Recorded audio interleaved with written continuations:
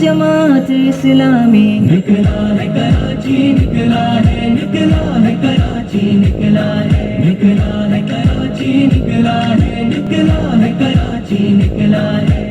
कराची के बासियों को जरूर अपना हक मिलेगा और कोई माई का लाल भी आपके हुकूक पर डाका नहीं डाल सकता।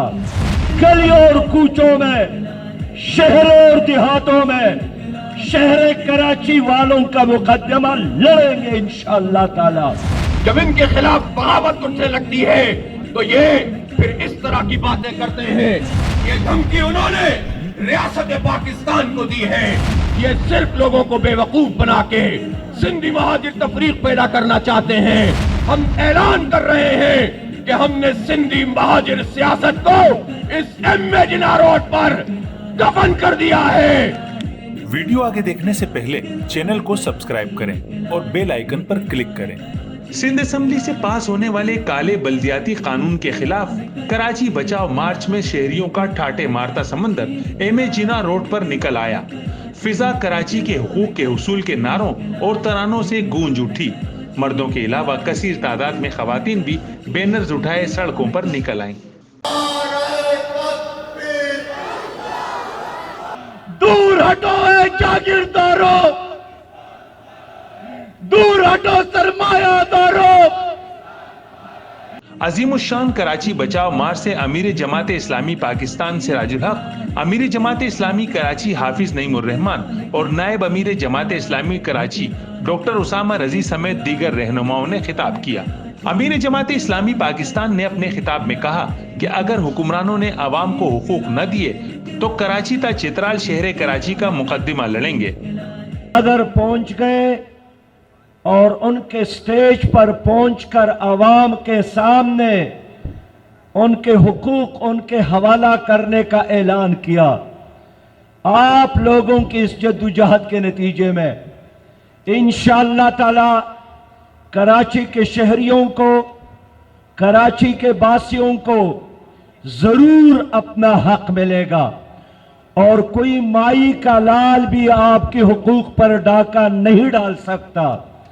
मैं आज इसलिए आपके इस कराची बचाओ मार्च में शिरकत करने आया हूं कि आप लोगों को पैगाम दूं और उन लोगों को भी पैगाम दूं जिन्होंने एक तवील अरसे से इस शहर पर हुक्मरानी भी की और इस शहर को लूटा भी।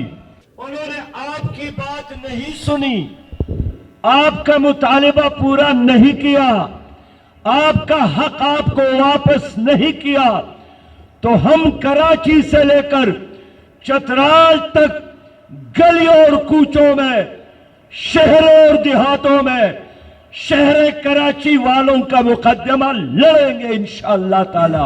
उनका मजीद कहना था कि कराची के हुकूक के उसूल और मसाइल के हल के लिए आज हाफिज नईमुर रहमान की क़यादत में उनकी टीम और कारकुनान आवाम के लिए जिद्दोजहद कर रहे हैं और ये जिद्दोजहद जरूर रंग लाएगी।